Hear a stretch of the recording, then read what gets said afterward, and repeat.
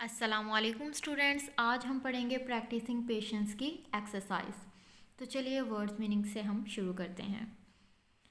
Beer बर्दाश्त करना, to undergo, brutally सफाकियत या बर्बरियत से, वेरी क्रूअली, सर्कमस्टेंसेस हालात, कंडीशंस, हार्डशिप मुश्किलात जिसका मीनिंग है डिफ़िकल्टी।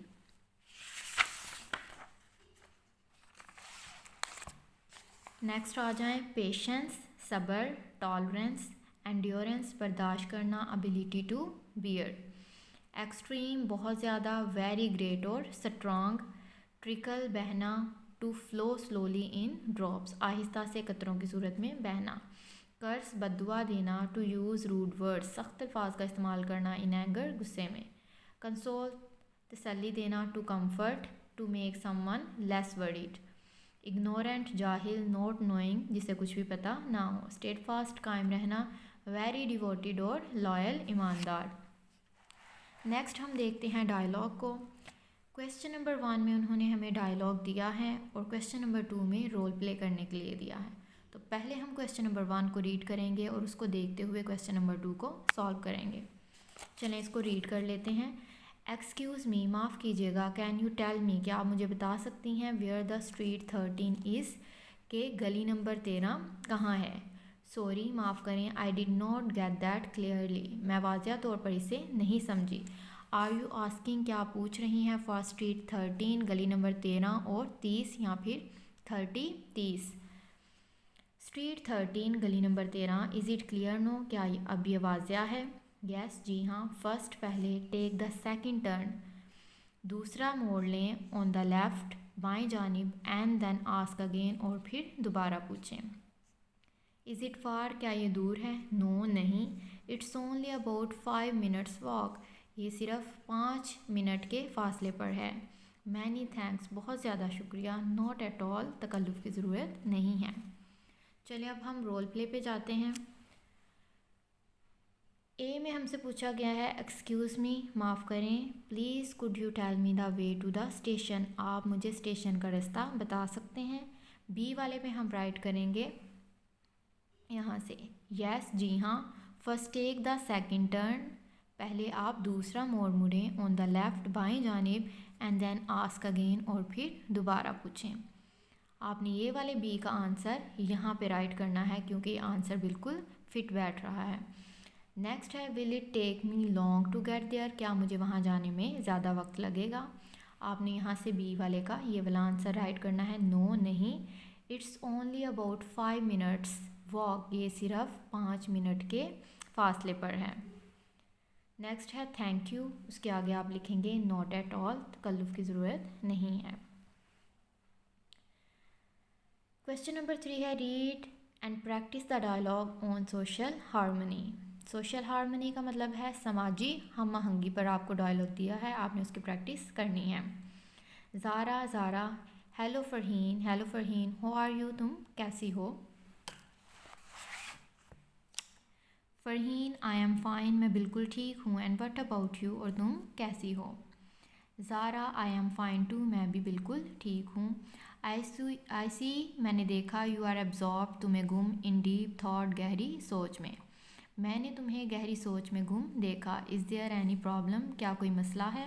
फ़रहीन, यस जी, आई एम वरीड, मैं परेशान हूँ। My father is a counsellor, मेरे वालिद एक काउंसलर हैं। एंड माई नेबर्स, और मेरे हमसाए, belong to other political party, दूसरी सियासी जमात से ताल्लुक़ रखते हैं। दे ऑफ्टन गिव, वो अक्सर देते हैं। सार्केस्टिक कमेंट्स, तंजिया जुमले, व्हेन दे मीट अस, जब वो हमें मिलते हैं। जब वो हमें मिलते हैं तो अक्सर तंजिया जुमले बोलते हैं। व्हाट शुड आई डू, मुझे क्या करना चाहिए। Zara, you should tell them, तुम्हें उन्हें बताना चाहिए। तो अगरचे, we belong to different parties, हम दूसरी जमातों से, मुख्तलिफ जमातों से ताल्लुक़ रखते हैं। वी शुड लिव, हमें रहना चाहिए।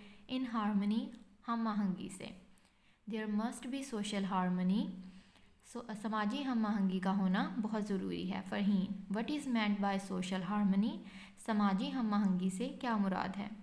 Zaara, no society can have all its member with the same thoughts, कोई भी माशरे में तमाम अफराद एक जैसी सोच नहीं रख सकते। सो इसीलिए we should learn to honour others opinion. हमें दूसरों की राय का एहतराम करना सीखना चाहिए। सोशल हार्मनी समाजी हम आहंगी मीन्स मतलब है a process of valuing other people in society. माशरे में दूसरे लोगों की इज़्ज़त करने का अमल है, रिगार्डलेस बावजूद ऑफ देयर क्लैन उनके कबीले के, फाइनेंशियल स्टेटस माली हैसियत के, पॉलिटिकल अटैचमेंट सियासी वाबस्तगी और रेस नस्ल के। फ़रहीन इफ़ इट हैपन अगर ऐसा होता है ओवर सोसाइटी मेंबर्स हमारे माशरे के अफराद will live in peace and comfort आराम व सुकून से रहेंगे। रियली वाकई social harmony is the need of the age. समाजी हम आहंगी दौर हाजिर की ज़रूरत है। सो इसीलिए सो नाइस ऑफ़ यू, बहुत अच्छा लगा that you explain to me कि तुमने मुझे वाज़िया किया the concept of social harmony समाजी हम आहंगी के बारे में। नेक्स्ट मल्टीपल चॉइस क्वेश्चंस हैं। आफ्टर प्रॉफिटहुड नबूवत के बाद द होली रसूल हातिमुन नबीयीन सल्लल्लाहु अलैहि वसल्लम spend dash years in the Mecca. मक्का में आप सल्लल्लाहु अलैहि वसल्लम ने नबूवत के बाद कितने साल गुजारे थे? तो इसका आंसर ए वाला है 13 years. The Muslim were treated मुसलमानों से सलूक किया जाता था डैश आफ्टर एक्सेप्टिंग इस्लाम कबूल करने के बाद बैडली बहुत बुरी तरह से। हज़रत बिलाल रज़ियल्लाहु तआला अन्हु रिमेंड रहे स्टेड फास्ट कायम ऑन हिज बिलीव्स अपने अकायद पर। द होली रसूल हातिमुन नबीयीन सल्लल्लाहु अलैहि वसल्लम प्रेड दुआ की for the people of Taif के लोगों के लिए। हज़रत बिलाल रज़ियल्लाहु तआला अन्हु was laid on hot sand. हज़रत बिलाल रज़ियल्लाहु तआला अन्हु को गरम रेत पर लिटाया जाता था। सो हम नेक्स्ट पेज पे चलते हैं।